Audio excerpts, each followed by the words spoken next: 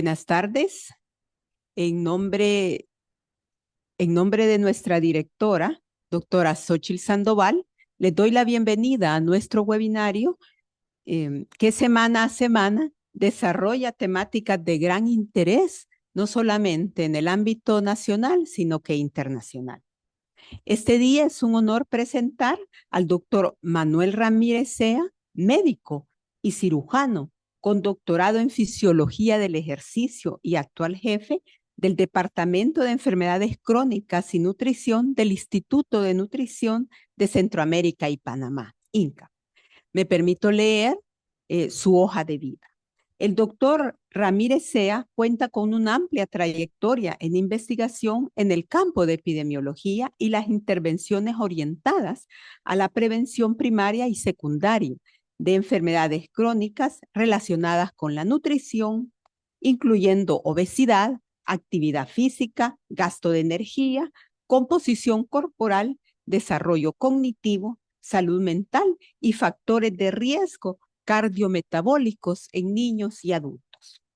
Ha sido mentor de más de 50 estudiantes de grado y posgrado y es autor de una destacada producción académica con más de 160 publicaciones científicas y capítulos de libros en su haber.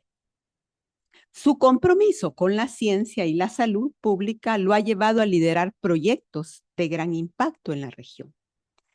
En reconocimiento a su sobresaliente labor, recientemente fue distinguido con la Medalla de Ciencia y Tecnología, la más alta distinción otorgada por el gobierno de Guatemala a profesionales que destacan en investigación científica o desarrollo tecnológico de interés nacional. Hoy nos acompaña para compartir su experiencia y conocimientos en el tema intervenciones multidisciplinarias para prevenir y tratar enfermedades cardiometabólicas en niños y jóvenes. Dentro del módulo de los webinarios sobre avance en la prevención, diagnóstico y tratamiento de las enfermedades cardiometabólicas en la niñez. Así es que les invito a participar activamente, a plantear sus inquietudes y aprovechar este espacio de aprendizaje colectivo. Que esta jornada nos inspire a seguir construyendo soluciones colaborativas para proteger la salud de las futuras generaciones. Así es que muchas gracias y que sea una sesión provechosa para todos y todas. Gracias, doctor. Gracias por la presentación y gracias por la invitación para compartir con ustedes el trabajo que hemos hecho desde INCAP en esta área. Bueno, no todo lo que voy a presentar es de INCAP, pero sí apoyado con trabajo que incluso se ha hecho en El Salvador y fuera de la región. Este es un área que yo he trabajado desde hace varios años y más que todo en la parte de prevención, pero también hablaré un poco del tratamiento o manejo de enfermedad en en grupo de población, niños y jóvenes, particularmente cuando está asociado al ambiente en que, oye, estilos de vida que actualmente tenemos. Entonces, voy a aproximadamente unos 30, 40 minutos me llevará llevarlos esta información para después poder dialogar un poco. Eh, Solo para tener datos de cómo Centroamérica está similar a otros países de América Latina, donde las prevalencias de sobrepeso y obesidad están cada vez más altas. Aquí estos datos pues son un poco más antiguos de la década, de hace década y media, se podría decir, donde podemos ver que en todos los América Latina, incluyendo América Central, incluso más rápido en América Central, los cambios entre el 90 y 2011, pues en menores de 5 años, ha ido en aumento y en este artículo, pues no hay datos de Centroamérica. Sin embargo, y aquí para reforzar ese dato, si vemos prevalencias que también son, esto es un slide más antiguo, no me dio tiempo de actualizarlo, pero podemos ver que lo importante aquí es ver la línea punteada, que el sobrepeso y obesidad en menores de 5 años no sería problema si estuviera abajo del 2,5%.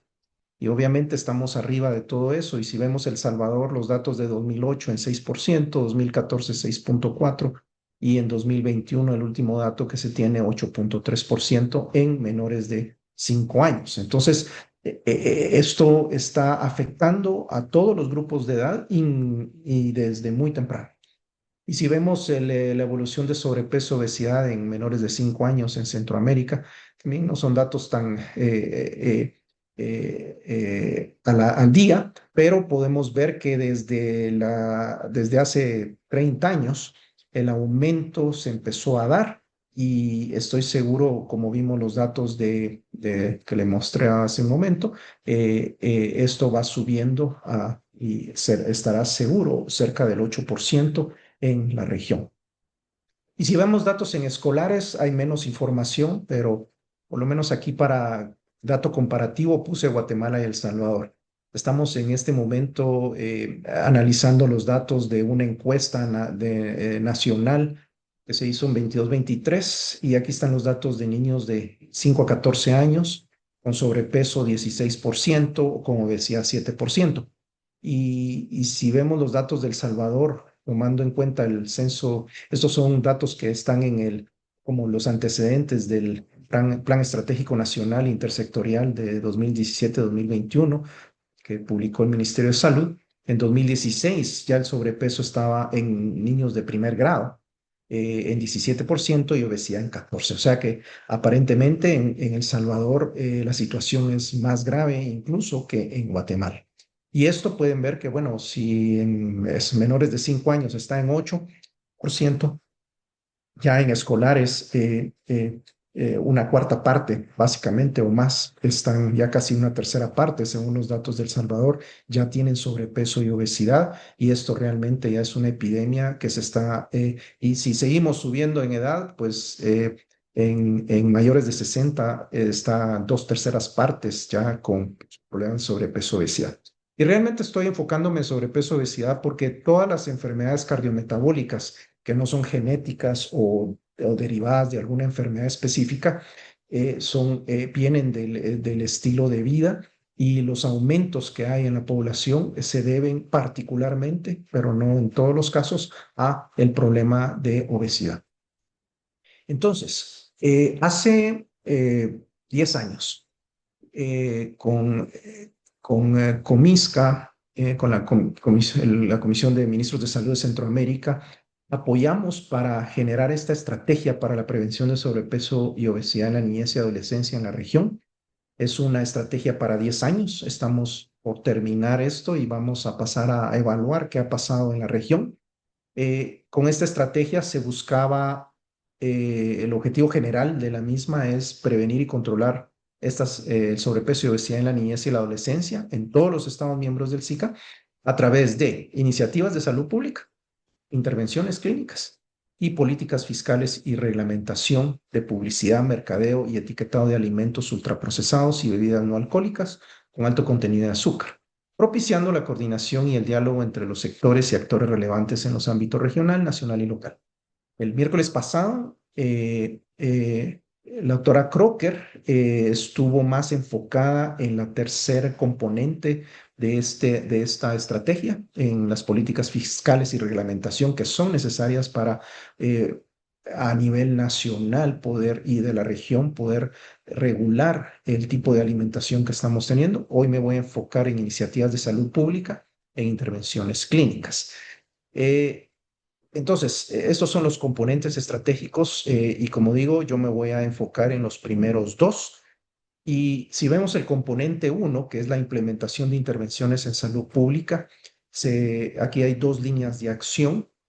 Y en la segunda línea de acción estamos justamente hablando de desarrollar e implementar intervenciones enfocadas a promover, bueno, ambas tienen que ver con esto, pero la segunda es a promover actividad física regular como opción de vida saludable y la primera para prevenir el sobrepeso y la obesidad. Entonces, voy a presentarles a continuación lo que hemos estado trabajando en este componente, que son estudios de prevención de obesidad y comorbilidades en la niñez, desde INCAP en datos que hemos estado trabajando en Guatemala y Costa Rica.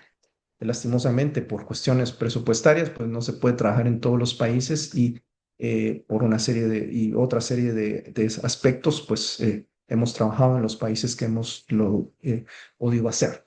Espero que pronto podamos hacerlo también en El Salvador. Entonces, si vemos un poquito la historia de la investigación de intervenciones en escolares, que es el grupo que me voy a enfocar, en los años 70 lo que se buscaba era influenciar positivamente en los conocimientos, actitudes y prácticas, las CAPS, y pensando en que el individuo es el que tiene que cambiar su conducta. Luego, en los 80 se buscó intervenciones conductuales basadas en teorías psicosociales y uso de indicadores fisiológicos, también buscando cómo lograr que la conducta de los niños, en este caso, cambiase. Pero a partir de finales de los 90, ya se hizo una extensión más allá del salón de clases, porque todo lo que se hizo en los 70s y 80s a nivel mundial se enfocaba más que todo en el salón de clases. Y entonces ya en los 90s y estos modelos ecológicos son los que nosotros hemos estado aplicando, dado de que vemos que esto es un asunto que no podemos solo pensar que a nivel del tiempo que están en el salón de clases va a solucionar o a tener un efecto para prevenir este tipo de problemas. Entonces, uno de los primeros estudios que nosotros hicimos fue sobre un modelo de intervención multinivel para el mejoramiento de la salud cardiovascular y prevenir obesidad y también deficiencia de micronutrientes en niños escolares que vivían en áreas urbanas pobres de Guatemala. Ese era básicamente el objetivo específico que teníamos a través de promover actividad física, alimentación saludable y prevención de consumo de alcohol y tabaco. Y esto era dirigido a niños entre 7 y 12 años en poblaciones urbanas de Guatemala. Aquí pueden ver ustedes las fotografías donde, pues, de estas tres niñas, a la izquierda, pues ya una tendrá peso normal, una sobrepeso y la otra obesidad. Las tiendas escolares promovidas o financiadas las casetas por bebidas azucaradas. Y bueno, tienen donde jugar, o sea que hay formas también de poder cambiar el ambiente en donde las escuelas están. Y de este estudio lo que quiero mostrar es el riesgo cardiovascular, comparando niños con peso normal y con sobrepeso, que realmente lo que hicimos aquí fue eh, eh, a replicar los datos que tenemos de otros estudios donde se ha comprobado esto, que ya en niños de escolares, ya el sobrepeso tiene un efecto en perfil lipídico, en la homocisteína, en presión arterial, e incluso en la resistencia vascular. Aquí hicimos mediciones no invasivas para ver el índice de aumento aórtico y vimos que efectivamente en el sobrepeso tenemos ya una afectación a nivel cardiometabólico importante y medible y significativo al comparar con niños con peso normal.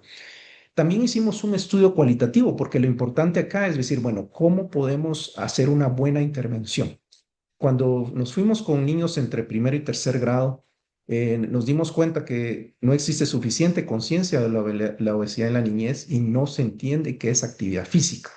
Estos conceptos nosotros como el área de salud los manejamos muy bien, pero la población no. Se tienen los conocimientos básicos para diferenciar entre comida saludable y no saludable, pero la dificultad está en cómo transferir este conocimiento a la práctica. Y se destacaron varios factores escolares como estrategias de enseñanza, falta de espacio de juego, fácil disponibilidad de alimentos con altos niveles de grasa y azúcar, y también factores psicosociales como madres trabajadoras, problemas familiares, la inseguridad como posibles contribuyentes significativos al avance de sobrepeso y obesidad en la niñez. Cuando nos fuimos a niños de cuarto a sexto grado, otros datos que obtuvimos ahí, por eso los estudios cualitativos son fundamentales para hacer una buena intervención. Por ejemplo, factores que influyen en la selección de meriendas no saludables son madres con un empleo fuera de casa, la falta de supervisión de los padres, publicidad de alimentos y bullying. Los padres y maestros saben que los beneficios de la actividad física, pero no perciben la importancia de esos beneficios en los niños. Adultos y niños saben de las consecuencias del tabaco en los pulmones, pero no en el corazón. Y la mayoría no ha escuchado sobre el humo de segunda mano. Muchos niños expresaron que al sentirse tristes, preocupados por los problemas familiares y no sentirse queridos, puede llevarlos a probar el cigarrillo y, y en algunos casos también el alcohol. Y recursos identificados en la comunidad fueron los líderes religiosos, niños promotores en las escuelas, esto es en Guatemala, y programas del gobierno. Y aquí estoy resumiendo estas instituciones o agentes de intervención identificados. El establecimiento educativo, obviamente, los directores, maestros, profesor de educación física y las ventas de alimentos y alrededor de la escuela son muy importantes. El centro de salud, los programas de escuelas abiertas, donde se abren las escuelas en los fines de semana para que las familias puedan ir a hacer deporte ahí. Los líderes religiosos, tanto católicos como evangélicos, que son el 90% de religión en Guatemala, están esto y la importancia que tienen estos líderes religiosos. Incluso desarrollamos material para que ellos pudieran utilizar dentro de sus iglesias para promover estilos de vida saludables. Y también la municipalidad. Entonces, esto, como digo, es toda información cualitativa, pero da una idea muy bien de cómo puede uno lograr una buena intervención. Pero también en otro estudio, y esto aunado a lo que ya el miércoles pasado se presentó, por ejemplo, tenemos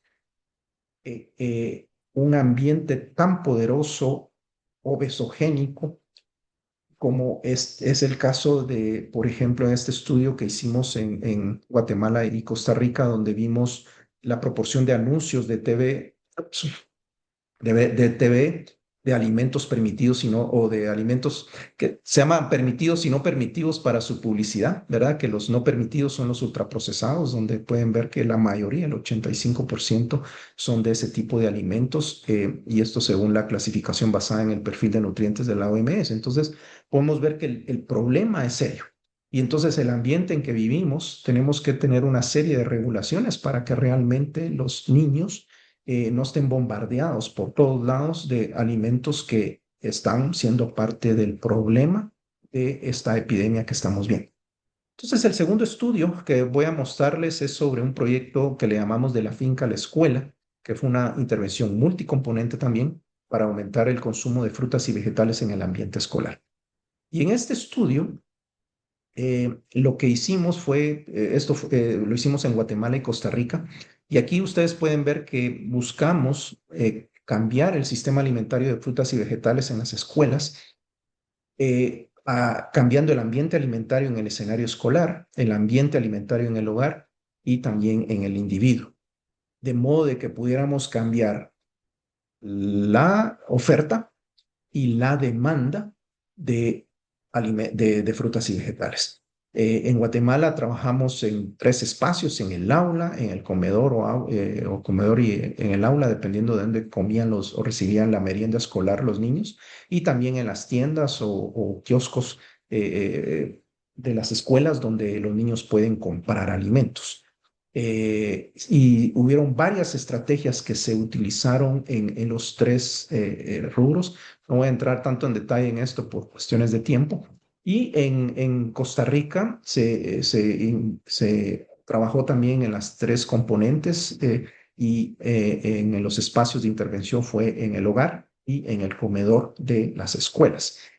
Y acá solo para que ustedes tengan una idea de cómo funciona esto de la oferta y demanda a nivel de poder llegar a ofrecer estos alimentos a los niños, que empezamos desde, se estuvo diálogo con productores organizados y asociaciones y cooperativas cercanas a las escuelas para que tuvieran una producción inicial en las fincas, plantas procesadoras de frutas y verduras, todos estos pasos que usualmente ellos ya los tienen, el transporte para llevarlo a las escuelas y luego dentro de la escuela el manejo de estas frutas y vegetales de forma inocua, su preparación y finalmente su consumo por los estudiantes o los escolares. Entonces, es bien complejo todo esto, es solo un pantallazo muy rápido para que haya unidad de esto.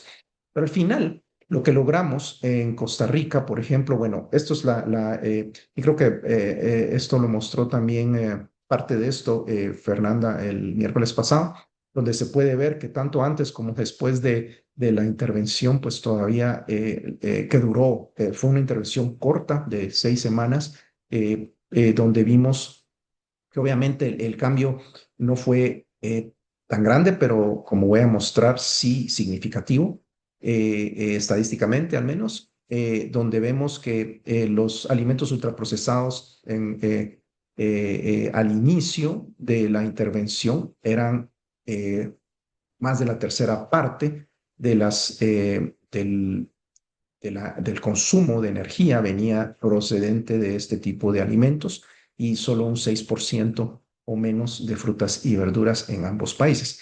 Me enfoco ahora en Costa Rica, donde vemos el impacto de la intervención en el consumo de frutas en niñas y lo que ustedes pueden ver acá, que en el seguimiento, en el grupo control se vino para abajo el consumo de menos de la mitad y esto fue una cuestión que sucedió en el país durante ese momento. Y lo que logramos con la intervención fue que esa reducción que se vio en el grupo control no sucedió en el grupo de intervención, sino mantuvieron su consumo. E igualmente en niños, y esto fue en el consumo de vegetales, el otro fue el consumo de frutas, bajó el consumo en el grupo control por factores externos a la intervención de lo que estaba sucediendo en Costa Rica durante ese tiempo, pero que la diferencia en diferencias acá mostró significativamente un aumento en el consumo de vegetales en niños. Entonces, concluimos de que el consumo excesivo de calorías discrecionales de ultraprocesados es alto, es un consumo excesivo y esto aumenta el riesgo de sobrepeso y obesidad y no solo eso, sino directamente de enfermedades cardiometabólicas, porque hay otros factores en esos ultraprocesados que pueden afectar directamente la salud de las personas. Y la intervención protegió a los niños en la reducción del consumo de frutas y verduras que se observó en el grupo control. En Guatemala, pues este es el mismo slide donde vemos que en el lado de Guatemala, pues la situación muy similar en el consumo de ultraprocesados, muy alto. Y acá sí vimos que hubo un impacto más grande que el que encontramos en Costa Rica, porque en el grupo control se mantuvo el consumo, este es consumo de frutas y vegetales en niños y niñas, más sin embargo en el grupo de intervención se duplicó, no, se duplicó, aumentó 15 gramos, esto no fue significativo.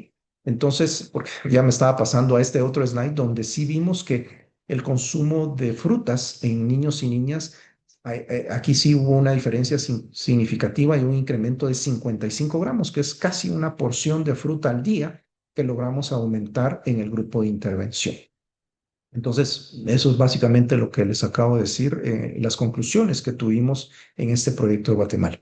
Estamos buscando financiamiento para poder seguir con esto y realmente mostrar ya a largo plazo los efectos que se pueden tener. Ya hay estudios en otras latitudes donde se ha probado la eficacia de varios componentes, tanto de nutrición como actividad física y otros estilos de vida, que son efectivos pero son eficaces, pero su efectividad ya en terreno, en nuestros países, pues todavía no se ha comprobado. Y finalmente, la segunda parte de esta presentación, me voy a ir ahora al componente 2 de la estrategia para la región, que es el manejo de la obesidad y comorbilidades en la niñez. Ya cuando tenemos un niño obeso, ¿qué vamos a hacer? Entonces, acá, pues la estrategia, el componente 2, Acá lo que busca el componente 2 es incluir en los planes estratégicos de las instituciones de salud acciones y herramientas necesarias para prevención, diagnóstico y tratamiento de sobrepeso y obesidad en niñez y adolescencia que permitan brindar una atención integral al paciente y reducir los efectos negativos sociales, psicológicos y físicos. Entonces, eso es lo que se busca a través de este componente 2. Y lo que promovimos acá fue de que todos los países de la región contaran con guías clínicas para obesidad en la niñez. Cuando escribimos esto en el 2014 o promovimos y se aprobó esto por Comisca, realmente no había ningún país en la región que tuviera guías clínicas para obesidad en la niñez. Y después de esta estrategia regional, los trabajadores, los países empezaron a trabajar en tener estas guías. Y el primer país fue República Dominicana, seguido por Costa Rica, Guatemala y en El Salvador.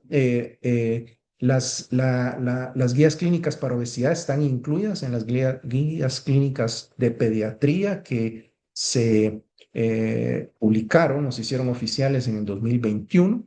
Y bueno, ahí puse las páginas donde hablan sobre obesidad y síndrome metabólico.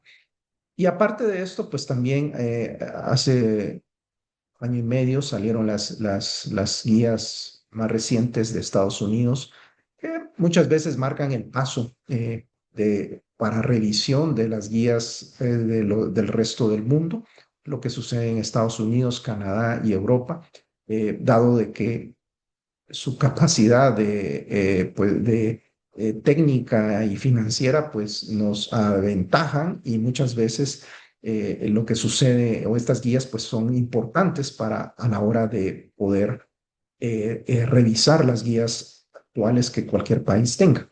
El Salvador tiene 4 años y el resto un poco más de tiempo de tener estas guías y en algún momento, por lo menos cada 5 años, deberían de ser revisadas para ir al día con la nueva información que hay. Eh, entonces, si me voy a las guías clínicas de pediatría del Salvador, simplemente no sé si todos la conocen, yo esperaría que sí, pero por si no, les invito a leerlas y aquí destaco algunas cosas que me parecieron interesantes de sus guías. Primero, estas dos tablas donde hablan de los factores o la etiología de la obesidad, y lo que me pareció bien interesante acá y muy importante, la información que hay en paréntesis abajo en el título de las tablas, ¿verdad? De que los factores ambientales representan 97% de la obesidad infantil, de la causa o de etiología de esto, más y los factores genéticos únicamente el 3%. No decía de dónde sacaron estas cifras, pero yo estoy totalmente de acuerdo en que los factores ambientales son tan poderosos en este momento que hacen que cualquier factor genético se queda corto y definitivamente hay un 3% o digamos 5% o menos del 5% de causas que son genéticas o endocrinológicas, que existen. Pero si fueran esas causas, entonces la prevalencia en los países estaría muy cerca de no ser un problema de salud pública, abajo del 2,5%.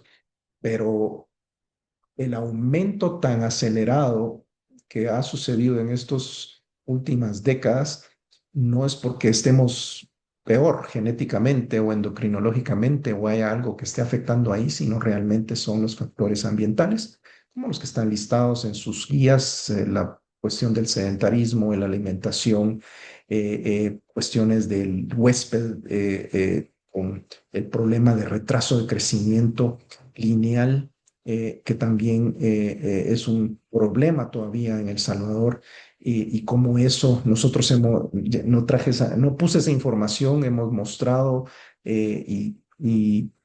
cuando se inició el concepto de la nutrición en los primeros 1000 días de vida fue como el estudio longitudinal de INCAP fue una de las fundamentos para que tuviéramos suficiente información de la importancia de la nutrición desde la concepción hasta los 2 años de edad y cómo eso tiene efectos en la vida adulta, incluyendo problemas de obesidad y salud cardiometabólica. Será otra sesión donde pueda mostrarles eso.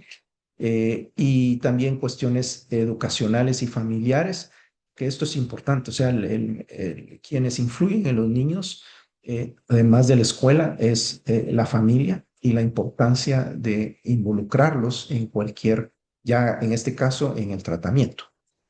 Otro tabla que me pareció importante son sobre las comorbilidades. Y conforme la obesidad ha ido en incremento, por supuesto que la aparición de comorbilidades cada vez se reduce la edad a la que aparece. Hay un lag, un tiempo entre que empieza un sujeto, una persona a tener obesidad de 10 a 15 años para empezar a ver problemas, o sea, los problemas cardiometabólicos se ven desde que empieza la obesidad, pero cuando ya empieza como una comorbilidad de la obesidad, pasan al menos una década, donde ya se manifiesta como una enfermedad relacionada, ya sea hipertensión, hiperlipidemias, donde ya necesitan tratamiento, diabetes tipo 2 que son las más comunes, pero también hay toda una serie de otras enfermedades asociadas con obesidad y obesidad mórbida en particular, e incluyendo no solo problemas de salud física, como también problemas de salud mental. Y bueno, esto lo tomaron de un libro de pediatría, pero básicamente estas complicaciones que se dan, dice corto plazo, pero yo creo que es más mediano plazo, muchas de ellas, algunas podrían ser más a corto plazo, pero que se dan eh, si un niño empieza a los 5 años con obesidad. A los 15 años ya va a tener, podría tener alguno de estas comorbilidades y no hasta los 30. Antes, por ejemplo, si ustedes se recuerdan, diabetes tipo 2, uno de los factores, yo recuerdo que uno de los factores para identificar la diabetes tipo 2 era que la persona tuviera más de 40 años para diferenciarla de la tipo 1. Pero eso ya hace mucho tiempo ya se eliminó ese criterio porque ahora hay niños y adolescentes más que todo con diabetes tipo 2, pero es porque la aparición de la obesidad se da mucho más temprano. Y en esas guías se tiene este diagrama o flujograma donde a mí me parece bastante adecuado. Eh, Quizá ahora eh, el, eh, hay algunas otras recomendaciones que han ido saliendo, particularmente cuando ya hay comorbilidades, ¿verdad? Obesidad con complicaciones, donde los criterios para que a tercer nivel, segundo nivel, y en algún momento podría ser primer nivel, del uso de medicamentos y de cirugía bariátrica, que eso sí solo es a tercer nivel, en niños y adolescentes. Tiene sus pros y contras, pero el problema es que ya hay obesidad mórbida en niños y adolescentes, lo cual hace en algún momento necesario el uso de medicamentos. Y obviamente las farmacéuticas han estado en una carrera acelerada por tener medicamentos que sean efectivos y cada vez hay medicamentos más efectivos como los GLP-1 y que cada vez hay nuevas generaciones como en otros tipos de medicamentos y que básicamente es muy probablemente que en 1 o 2 décadas ya los medicamentos disponibles sean mucho más seguros y necesarios en algún momento. A mí no me gusta, obviamente. Yo digo, deberíamos todos poder eliminar este problema con cambios no farmacológicos, pero cuando estamos viendo ya un niño o un adolescente que está con obesidad y diabetes tipo 2 y uno dice, bueno, si no se hace nada con este niño, va a morir muy joven, mientras que el tratamiento más invasivo, con medicamentos y cirugía, podrían en algún momento salvarle la vida o por lo menos evitar una muerte prematura. Entonces, hay cierta controversia aquí, podemos platicar en algún momento sobre esto, pero que es algo que está sucediendo y bueno, como gremio médico, bueno, creo que la mayoría de los que me están escuchando son médicos, tenemos que estar al tanto de esto y que lastimosamente, en muchos casos, cuando hay por oportunidad de intervenir, y el problema en nuestros países es que la detección temprana es un problema porque en los servicios de salud a veces ni se pesa y TAE a los niños, algo que debería ser obligatorio. La detección puede ser tan tardía que ya cuando ya hay comorbilidades, definitivamente es necesario tomar medidas más intensas para poder reducir el problema de enfermedad que esto está causando y hacer que la calidad de vida y la duración de vida, pues, se logre aumentar, porque de otra manera, pues, va a haber problemas. Y también yo vi, bueno, como me presentaron, soy del área de ejercicio y actividad física. En sus guías, pues la parte de alimentación está más desarrollada. Se nota que hubieron nutricionistas apoyando en esto, pero en el área de actividad física está un poco débil. Y si vemos estas directrices que salieron hace ya más de 5 años o hace 5 años sobre actividad física y hábitos sedentarios en niños y adolescentes, vemos que ya hay una forma de hacer esto. Incluso cuando uno lee estas recomendaciones desde el punto de vista médico o los médicos, prescribir ejercicio no es sencillo. Y las habilidades que se tienen no son muchas veces, porque si uno dice, bueno, no, sí, a los adultos se les dice 30 minutos al día, a los niños 60 minutos al día, pero ¿cómo?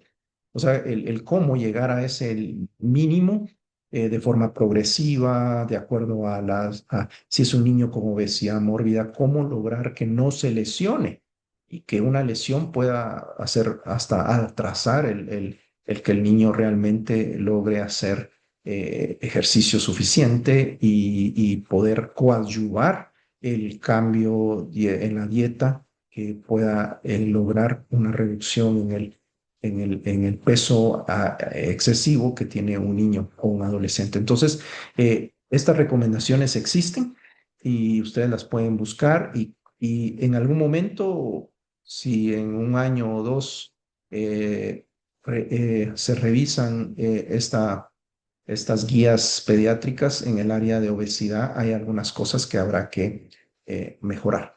Y bueno, y estas directrices siguen por ejemplo, hacer algo de actividad física es mejor que permanecer totalmente inactivo.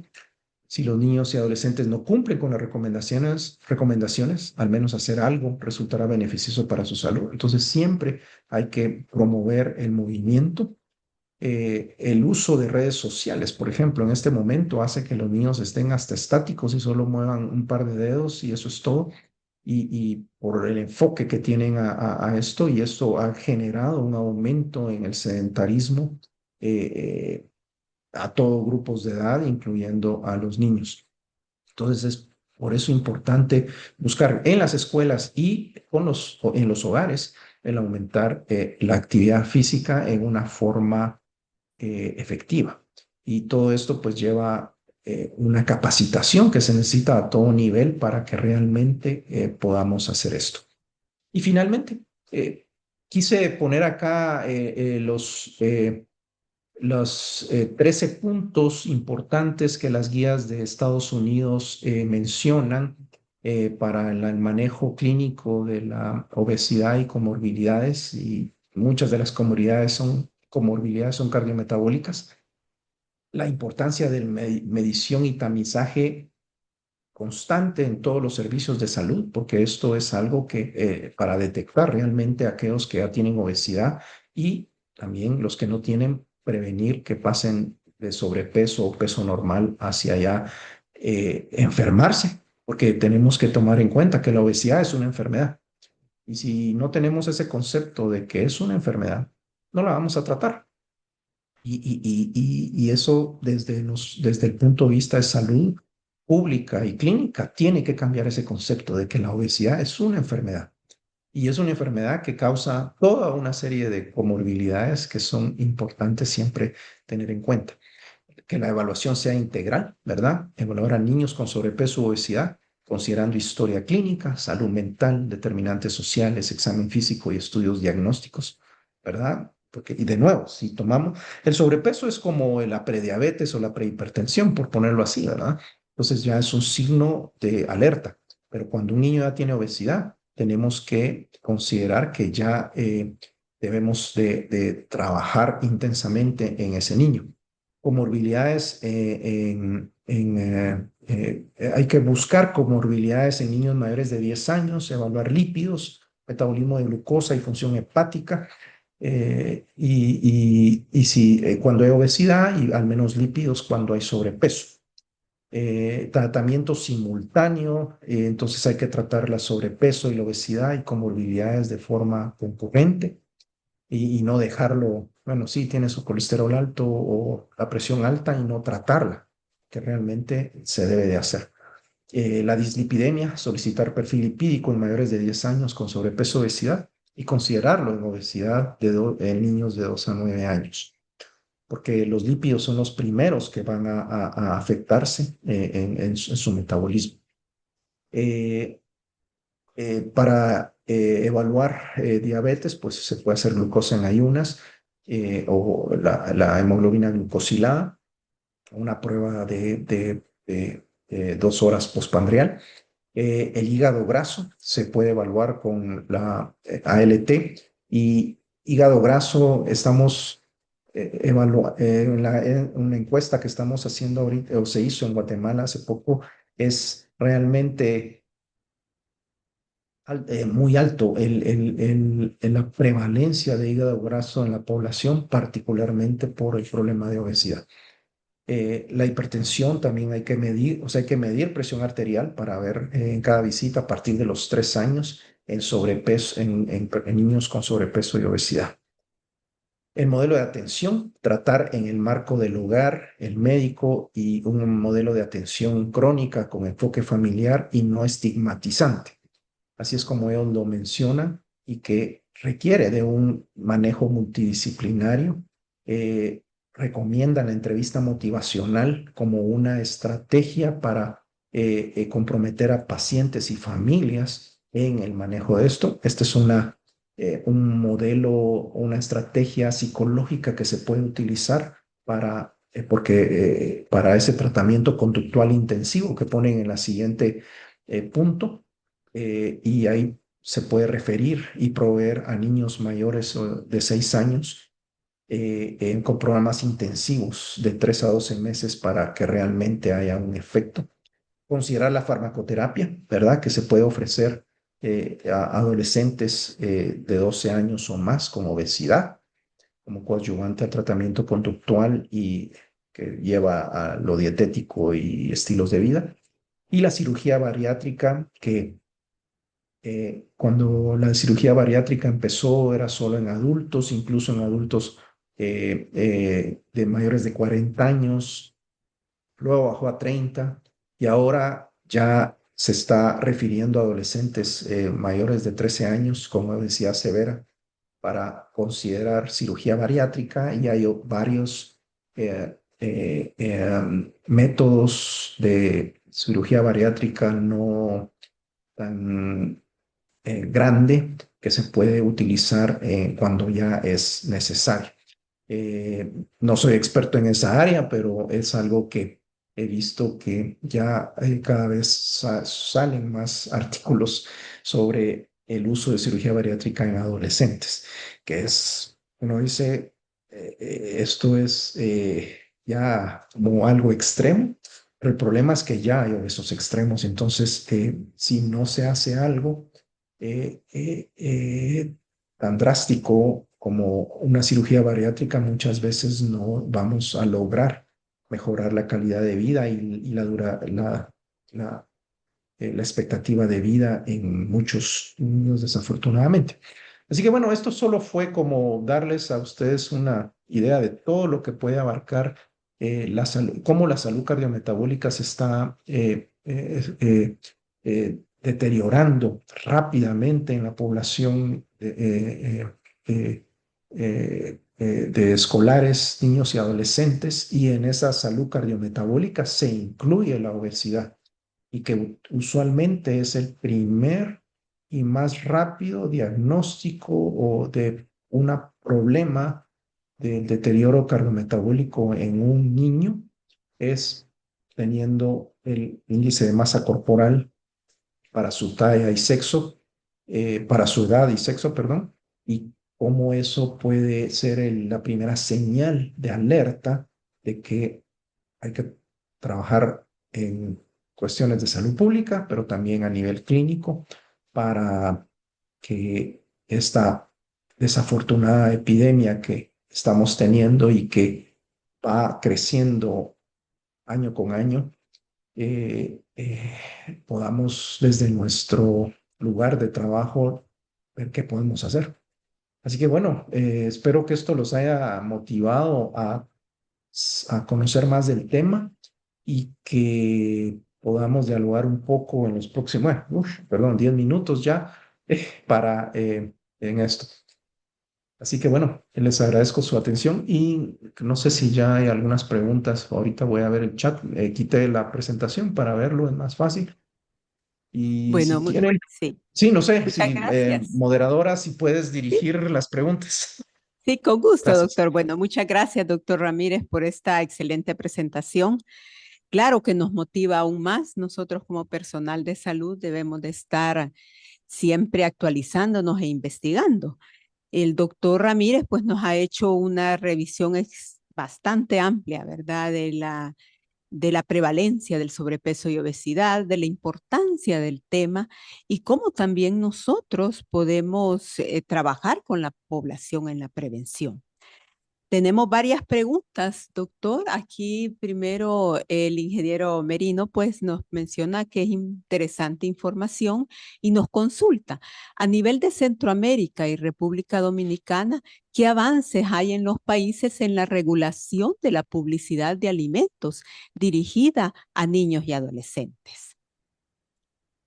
Sí, gracias Gerardo por la pregunta. Y realmente esto es algo que se ha estado trabajando fuertemente en Centroamérica e INCAP ha sido uno de los grupos que ha estado apoyando que haya este tipo de regulación.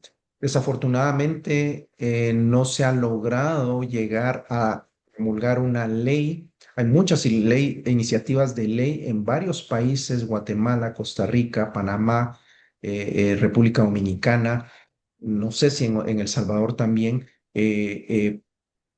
donde se está buscando llevar estas iniciativas de ley a que sean aprobadas para regular que realmente el ambiente alimentario y de estilos de vida está también tan deteriorado y las industria alimentaria que tiene todo este tipo de productos, pues obviamente a ellos no les conviene económicamente y siempre se apoya. Y hemos demostrado en Inca cómo hicimos en Guatemala y Panamá un estudio de cómo la industria eh, eh, se pone, o hay una palabra que no se me viene en este momento, pero interviene para que las políticas no sean aprobadas. Y mueven voluntades, ya saben cómo, y con la corrupción que en muchos países pues no es tan difícil. Entonces, sí, se está trabajando en eso. Lastimosamente,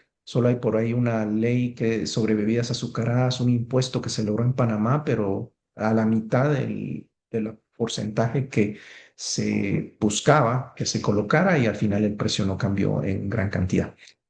Si quieren, puedo seguir leyendo aquí las preguntas para irlo O- haciendo más, o no sé ¿Quieres? si Se lo las quieres. voy leyendo. Ok, perfecto. La doctora Evelyn Castellanos nos consulta.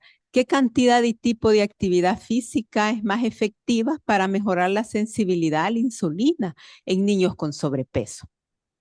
Sí, en general, para lograr una mejora en la sensibilidad a la insulina, necesitamos que por lo menos haya una intensidad moderada a fuerte, pero al menos moderada para que haya ese aumento en los GLUT4, en las membranas celulares, para que esta glucosa sea tomada por los músculos en particular y eso pueda aumentar la sensibilidad a la insulina.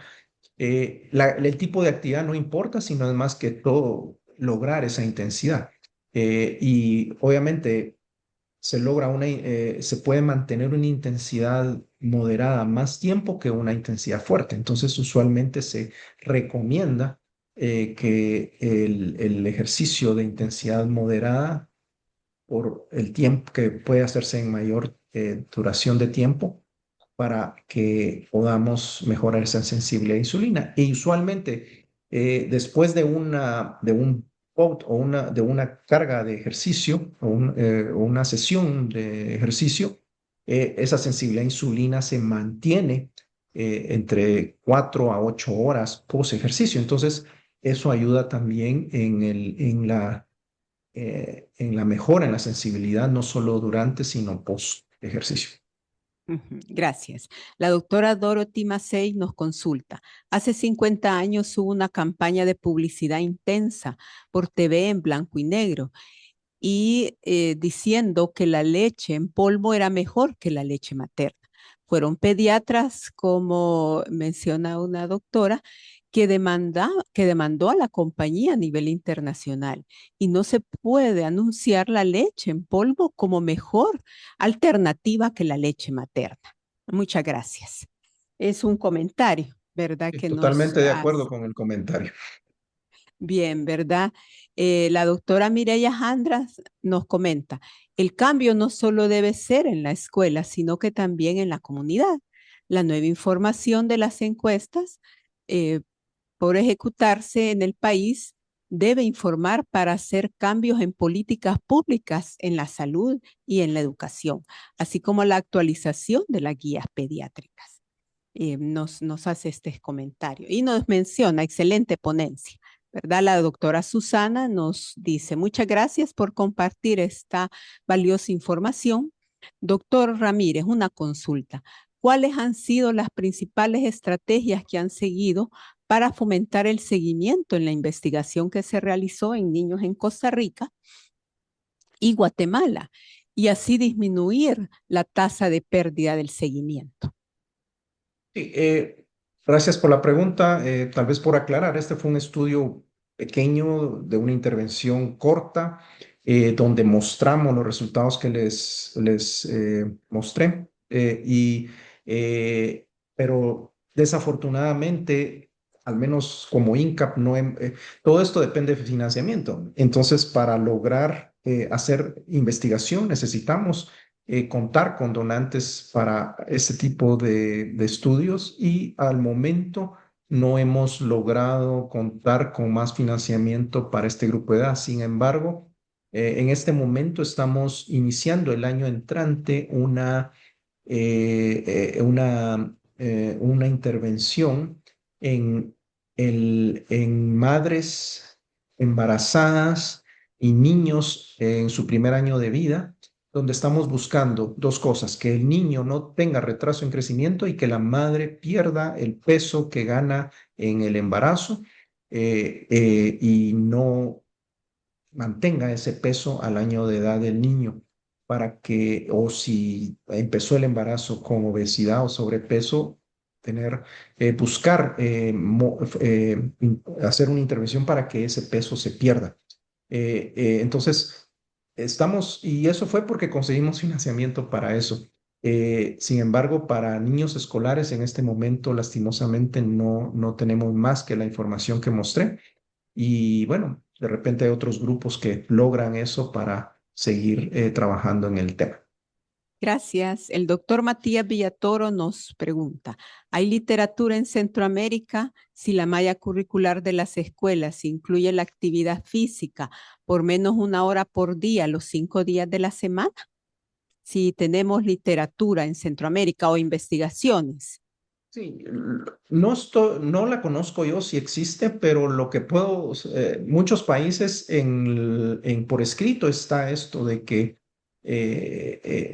la actividad física, bueno, por lo menos 1 hora a la semana en muchos casos, y no los 5 días de la semana se haga. Entonces, esto es un esfuerzo que hay que hacer, por ejemplo, donde si estamos viendo este problema como un problema grave de enfermedad, debemos de buscar formas en que así como logramos que la merienda escolar sea de una calidad nutricional adecuada, también tenemos que buscar es el asunto de la actividad física en las escuelas, de promoverla más y tener esa hora los 5 días de la semana. Lo que pasa que en la malla curricular usualmente hay una competencia alta en todo lo que se puede o debería de incluirse dentro del periodo de tiempo diario que los niños pasan en la escuela. Y muchos no están de acuerdo y ni en que pasen 1 hora haciendo actividad física. Lo que hemos logrado nosotros es colocar la actividad física y eso ya no lo mostré, pero en una de las intervenciones de que la actividad física fuera parte o se capacitar a los maestros para que lo coloquen dentro de lo que están estudiando en cada materia. Y entonces eso puede hacer de que la actividad física aumente y que no haya 1 hora específica al día porque muchas veces no se encuentra el tiempo. Pero sí, es algo en lo que hay que trabajar. Bueno, gracias. La doctora García dice excelente ponencia. Y la doctora Irma Marroquín nos dice, buenas tardes, muy interesante ponencia. Usted nos mencionaba para poder conocer y medir con un mejor diagnóstico lo que es el problema de hígado graso. La pregunta es si se puede solicitar en cualquier laboratorio. ¿Será que se estén realizando en el Ministerio de Salud o en el Instituto Nacional de Salud o en el Y esa es Instituto Salvadoreño del Seguro Social? Esta es. Sí, es una eh, buena pregunta que quizá, bueno, se puede medir de varias formas, ¿verdad? Se puede hacer por ultrasonografía con un FibroScan, y obviamente tomografía y resonancia. Sin embargo, estos son exámenes muy caros. Se podrá hacer en niños con obesidad mórbida para llevar su control y ver cuánto daño hay, pero realmente no puede generalizarse o pedir este tipo de exámenes para niños o para toda la población con obesidad. Entonces, hay pruebas que se pueden utilizar como indicativos de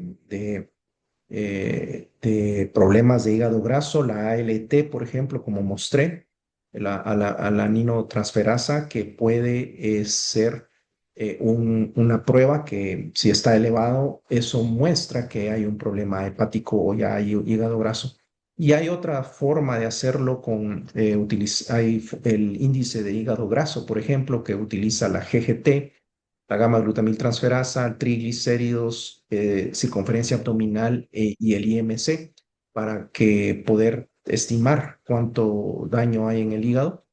Sé que esto es en adultos, no estoy seguro, no he revisado esa literatura si se puede aplicar en niños, pero es otra forma. Entonces, a nivel se puede hacer algunas eh, evaluaciones que, eh, para ver cuánto hígado graso hay. Sin embargo, también hay que considerar que si un niño tiene obesidad, es muy probable que ya haya hígado graso, páncreas graso, corazón graso, y al final lo que necesitamos es reducir el peso. Entonces, al final puede ser no tan necesario hacer esa prueba, pero sí, por ejemplo, medir perfil lipídico, medir glucosa, presión arterial, ¿verdad? Porque esas son comorbilidades que se presentan y si hay alguna de esas, lo más probable es que haya hígado graso. Entonces, no es necesario tampoco pensar en que todos tienen que monitorearse ese órgano. Gracias. Luis Flores nos comenta, sin duda alguna, un enfoque preventivo desde edades cada vez más tempranas que fomenten estilos de vida más activos y alimentación más sana. Ayudaría a disminuir la incidencia de estas enfermedades a nivel individual y disminuir el impacto en gastos a la salud pública para tratar complicaciones asociadas. Muchas gracias por la actualización. El doctor Cristian Romero nos dice, muchas gracias por su ponencia, doctor Ramírez. Pregunta, en su experiencia del INCAP, ¿cuál ha sido la intervención educativa de mayor impacto para lograr incremento de actividad física en los niños y en los adolescentes? Gracias por la pregunta. Sí, lo que se ha buscado y se han hecho estudios, no en la región ni por INCAP, pero lo que he visto es el mejorar la calidad de la educación física que se da en las escuelas. Y para eso se tiene que capacitar a los profesores de educación física o incluso a algunos otros maestros dentro de la escuela, si no hay profesor de educación física, en lo que es salud pública, el problema que hay y cómo hacer una actividad física o movimiento para todos y de buena calidad durante las clases de educación física, y dentro de los mensajes que se dan, motivar a los niños que se muevan con lo que aprenden en la clase durante todo el día, todos los días. Entonces, para esto realmente lo que más urge es tener herramientas para capacitar a los profesores de educación física y que no solo busquen talentos para un deporte específico y que logren una medalla, porque muchas veces eso es lo que los entrenan a ellos y no en salud pública y en salud en general. Entonces sí se necesita, si quieren hacer algo en eso, lo más importante es capacitar a los profesores de educación física. Gracias. La doctora Castellanos nos consulta, ¿cuál es la escala o instrumento más confiable para medir la actividad física en niños, considerando tanto la actividad como la intensidad del ejercicio? Que sea esta la última pregunta porque yo tengo otra reunión que tengo que pasar por la hora. Entonces, sí, me gustaría, si hay otras preguntas, pues las puedo contestar por email. Eh, en este caso, en niños menores de 10 años no se puede medir actividad física con un cuestionario. En mayores de 10 años es posible, pero también hay muchas limitantes. Entonces, se necesita una forma objetiva de medirla. Y el asunto con los niños es que su movimiento, como en los adultos, usualmente se puede usar pasometría para medir actividad física, que usualmente se hace en estudios o en alguna población en clínica privada o cosas así, donde se puede mucho de lo que hacemos como adultos es caminar, ¿verdad? Y trasladarnos de un lugar a otro y otro tipo de actividad física que se hace. Si no son deportistas, incluyendo amateurs, pues usualmente es lo único que se hace. Pero en niños no, porque el niño, el movimiento es con juego. Y todo está relacionado al juego. Entonces hacen todo tipo de movimientos. Se puede utilizar, si es para hacer una investigación, los acelerómetros de una o varias,